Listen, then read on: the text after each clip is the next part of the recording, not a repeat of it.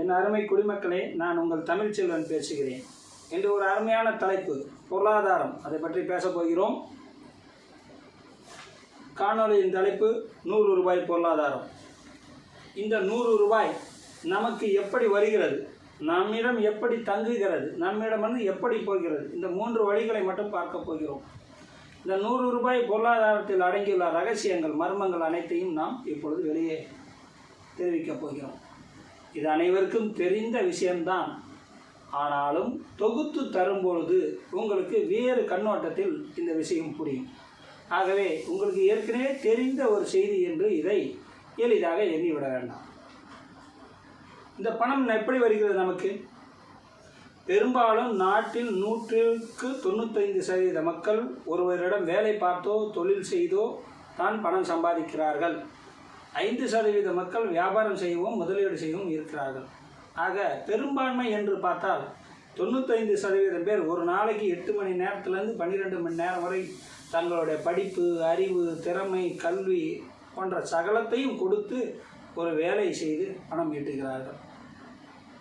அப்படி அவர்கள் கொடுக்கிற உழைப்புக்கான அந்த வேலைக்கான அளவும் பெறுகிற அந்த பணத்துக்கான அளவும் சமமாக இருக்கிறதா என்று பார்த்தால் இல்லவே இல்லை. அதை தான் நாம் இப்பொழுது ஆராயப் போகிறோம். உதாரணத்திற்கு, இந்த நாட்டில் 5 பேர் ஒரு இடத்தில் வேலை செய்யலாம், 50 பேர் ஒரு இடத்தில் வேலை செய்யலாம், 500 பேர் ஒரு இடத்தில் வேலை செய்யலாம், 5000 பேர் கூட ஒரு இடத்தில் வேலை செய்யலாம். ஆக பெரும்பான்மையான மக்கள் அதிகம் வேலை செய்கிற தொழிற்சாலைகளை, நிறுவனங்களை, கம்பெனிகளை, ஐடி துறைகளை நம்பி இருக்கிறார்கள். அப்போ இவர்களுக்கு கிடைக்கிற வருமானம் அவர்களோட கொடுக்கிற உழைப்புக்கு, அவர்களுடைய திறமைக்கு, அவர்களுடைய கல்விக்கு சரிசமமா என்கிற ஒரு கண்ணோட்டத்தை இப்போது பார்க்கணும். நிறைய துறைகள் இருக்கிறது. உற்பத்தி சார்ந்த துறை, விற்பனை சார்ந்த துறை, கேளிக்கை சார்ந்த துறை, சேவையை சார்ந்த துறை என்று எண்ணற்ற துறைகளில் மக்கள் ஆயிரக்கணக்கில் ஈடுபடுகிறார்கள். தமிழ்நாட்டில் சென்னையை பொறுத்தவரையில் நமக்கு தெரிந்த மிக பிரபலமான 2 துறைகளில் 2 நிறுவனங்களை உதாரணத்திற்கு எடுத்துக்கொள்வோம்.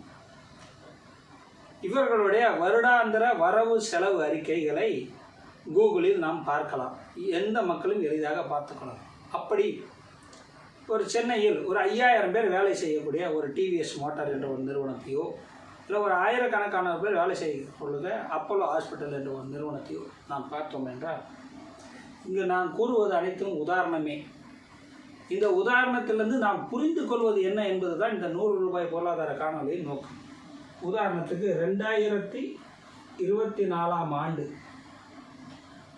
ஒரு டிவிஎஸ் மோட்டார் என்கிற ஒரு நிறுவனத்தில் சராசரியாக ஒரு 5000 பேருக்கு மேலே வேலை செய்யக்கூடிய ஒரு நிறுவனத்தில் இந்த ஆண்டு அவர்களுடைய ஒட்டுமொத்த டர்ன்ஓவர் 31,776 கோடி ரூபாய்.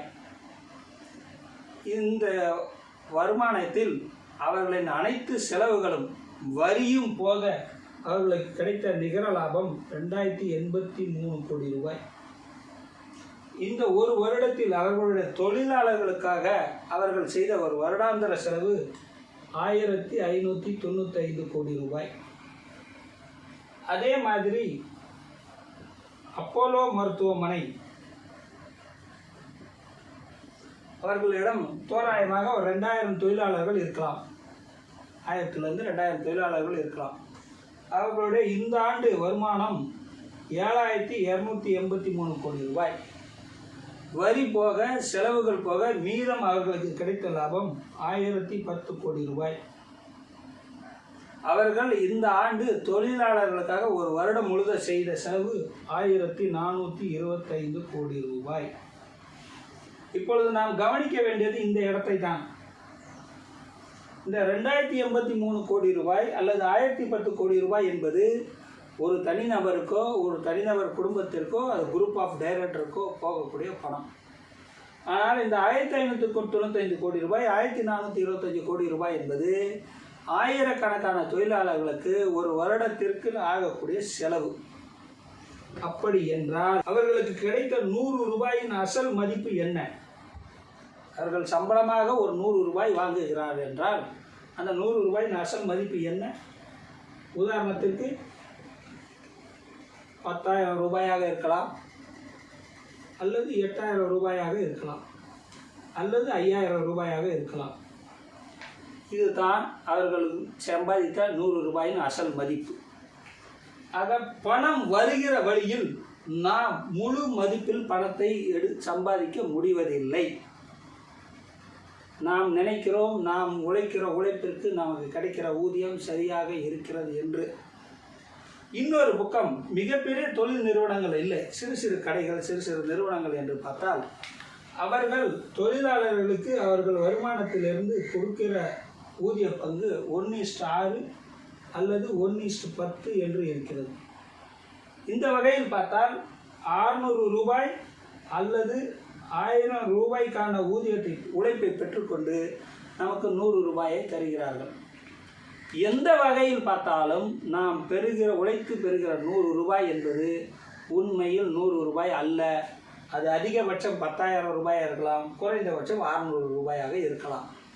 அப்படியானால் உண்மையில் நாம் சம்பாதிப்பது எவ்வளவு?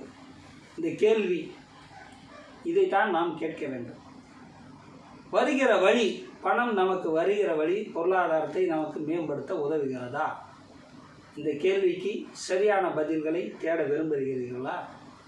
அடுத்த பதிவில் நாம் சந்திப்போம். நன்றி, வணக்கம்.